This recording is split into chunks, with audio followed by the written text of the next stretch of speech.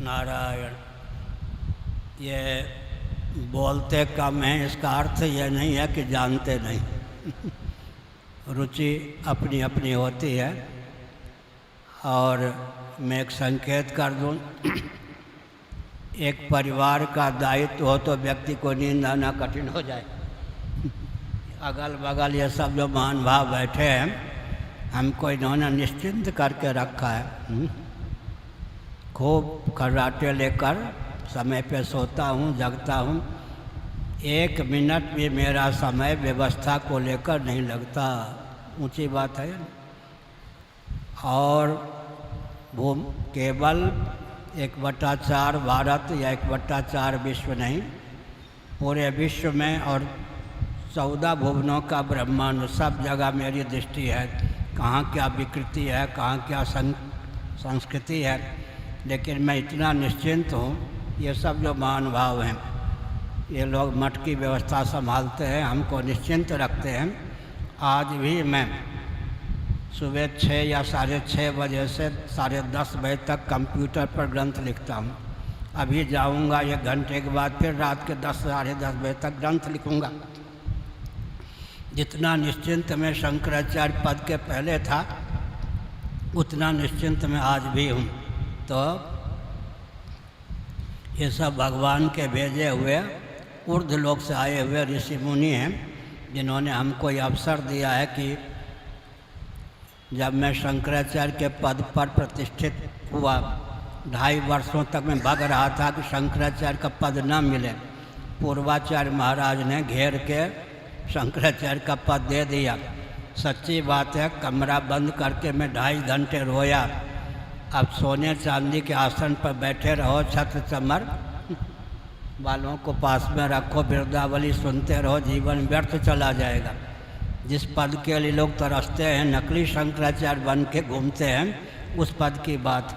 फिर मेरे जीवन में एक भाव आया, मैं पद का भोक्ता बन के जीवन यापन नहीं करूँगा, पद सुलभ दायित्व का निर्वाह करूँगा।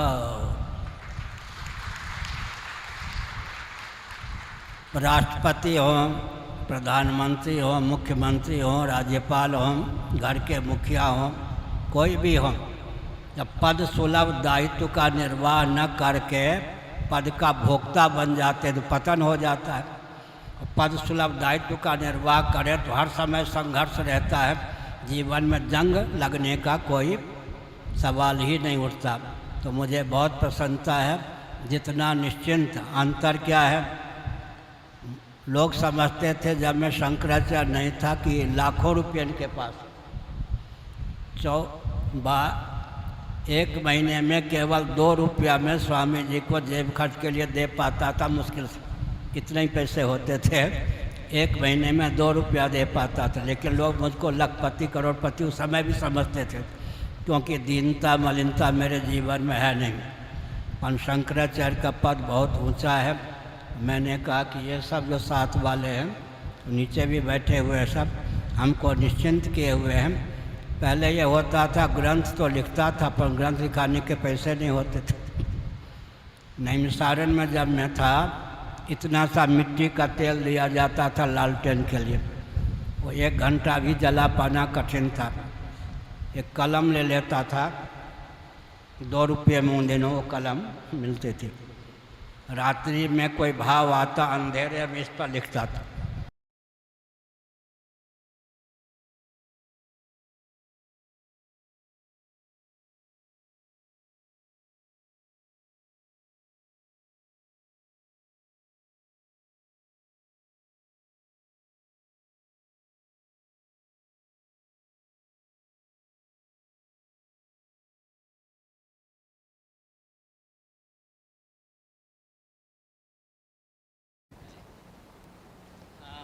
लाडले प्यारे स्वामी जी का जन्मदिन है, ये भगवान के भेजे हुए हैं।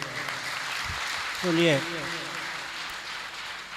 इनके एक बड़े भाई, जिनका शरीर अब नहीं है, ताऊ के पुत्र, मेरे पास रह के पढ़ते थे। ये 5 साल की आयु में आए, लंगोटी बांध करके सुबह मुझे प्रणाम करते थे 5 बजे। मैं मुस्कुरा देता था।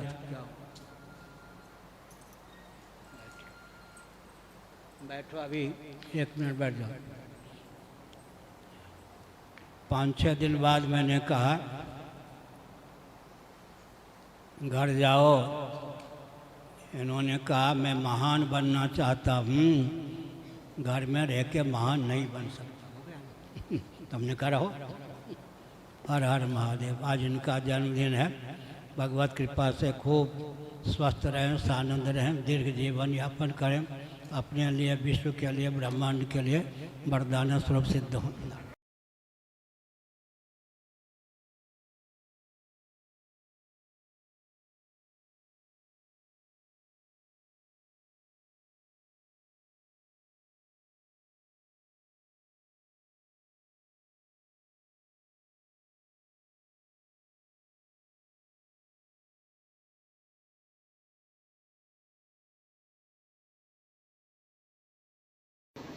हमको कोई रौद देगा क्या? श्रीमन नारायण प्रथम इष्ट हैं, प्रथम गुरु हैं। उनके बाद शंकराचार्य का स्थान कितना है? 10वां। शंकराचार्य के बाद मेरा स्थान है 145वां। श्रीमन नारायण से मेरा स्थान है 155वां। 1,97,49,49,125 वर्षों की हमारी परंपरा है। मोदी, योगी या कोई भी अमेरिका का हो, रूस का हो, फूक मार के उड़ा देगा क्या? दर्शन, विज्ञान, व्यवहार, तीनों दृष्टियों से हम लोगों का पक्ष बहुत मजबूत है। इनको सीखना चाहिए, लेकिन ये रौंदने का प्रयास करते हैं। इतना व्यामोह इनके लिए, राष्ट्र के लिए बहुत घातक है।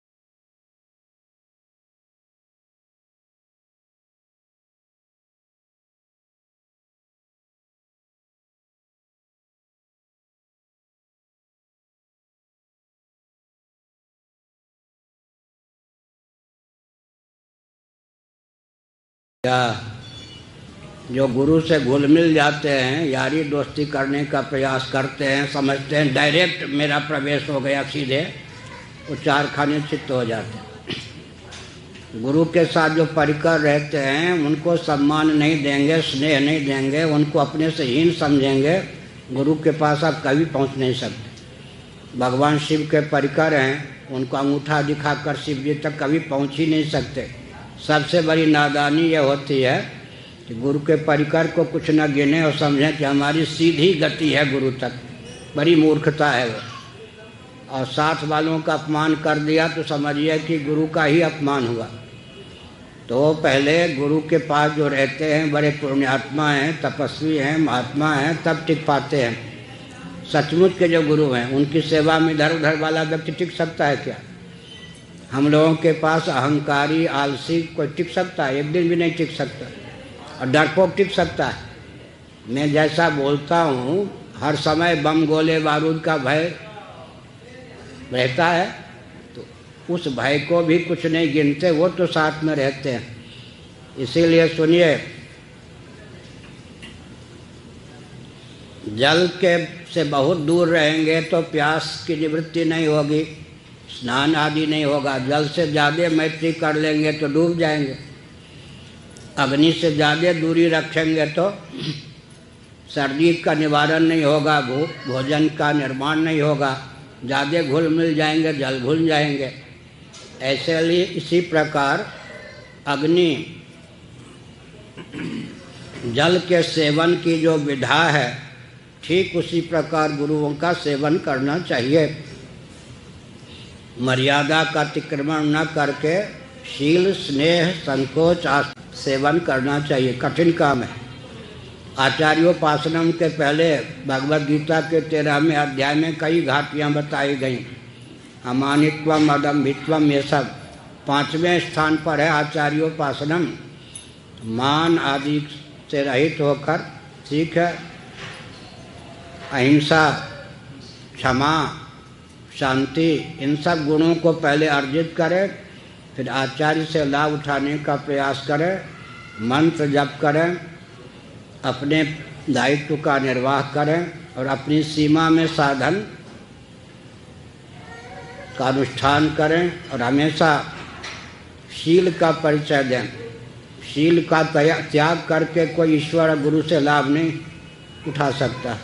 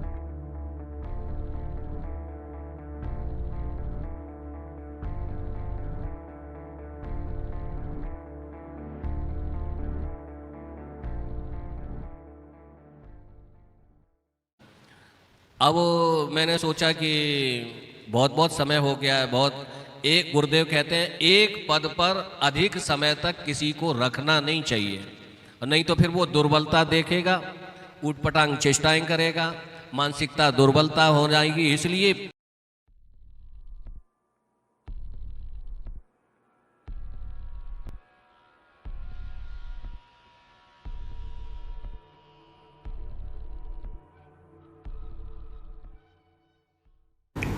यहाँ एक गाय थी। जब मैं शंकराचार्य हुआ तो द्वारका के माननीय शंकराचार्य जी ने एक दिन मुझसे कहा कि आप शंकराचार्य हुए हैं, क्या कदम उठाएंगे। उनका संकेत था कि मठ तो बिल्कुल खंडहर है, पहला कदम आपका क्या होगा। तो हमने कहा कि मठ का नाम गोवर्धन है, हरियाणा नस्ल की एक गाय पहले रखेंगे।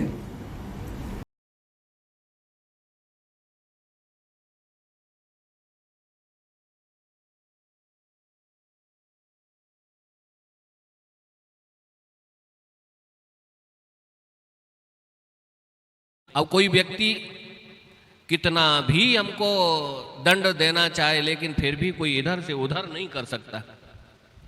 उसका कारण शायद है कि जीवन में कोई ठुकाई पिटाई उतनी किसी की नहीं हुई होगी कि जितनी कि हमारी हुई है, क्योंकि गुरुदेव को पता होगा कि आगे चल के साथी बनना। फिर भी परमात्मा ऐसी बुद्धि दे देते हैं कि वो व्यक्ति छुपाए बंद गुफा के अंदर, गुफा के अंदर गुफा में भी हो, फिर भी गुरुजन उसको निकाल के और बाहर करते हैं, और जितना योग्यता माता पिता ने दे के भेजी उसके अनुरूप उसको आगे बढ़ा के रखते हैं। ये गुरुदेव में ही क्षमता है।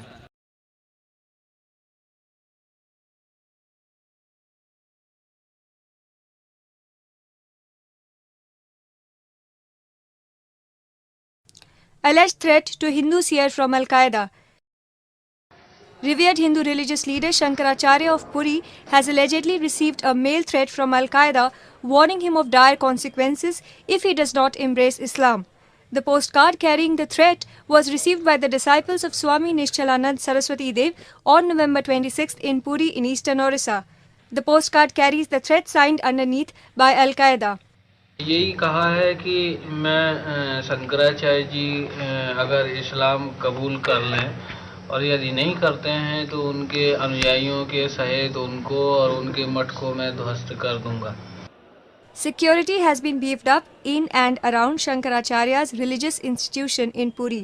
The Hindu seer, who himself is in central Indore for a religious function, seemed unperturbed by the threat. Al Qaeda ने धमकी दिया तो अलकायदा दे, उससे हमें क्या लगता है किसने धमकी दी क्या दी, इससे हमें कोई चिंता नहीं। हम तो अपने मार्ग पर चल रहे हैं, हमने किसी को धमकी नहीं दी है। The seer, who would be in Indore till November 30th, during which he will be provided with a tight security cover. Tuhina with Juhi for ANI.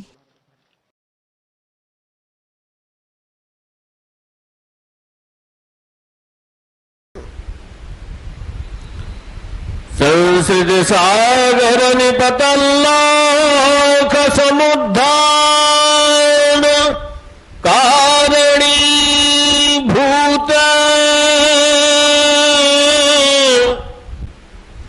धीमत्कर पात्र चरण सरसी रूपादुके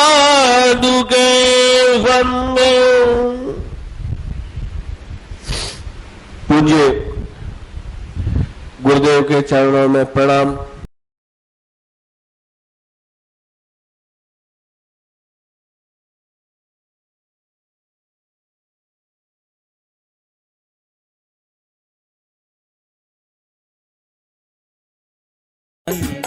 नंदकनदन नंदकनदन। चंदन चर्चित सुनाएंगे स्वामी जी, चंदन चर्चित। परम पूज्य स्वामी जी चंदन चर्चित नील कलेवर सुनाएंगे। बहुत दिन हो गए, दे दे दे। हाँ, सुनाओ, कहो, बाजू, गाओ।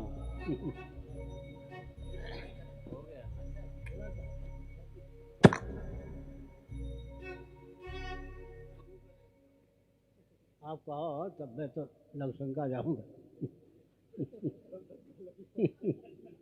हाँ सुनाओ।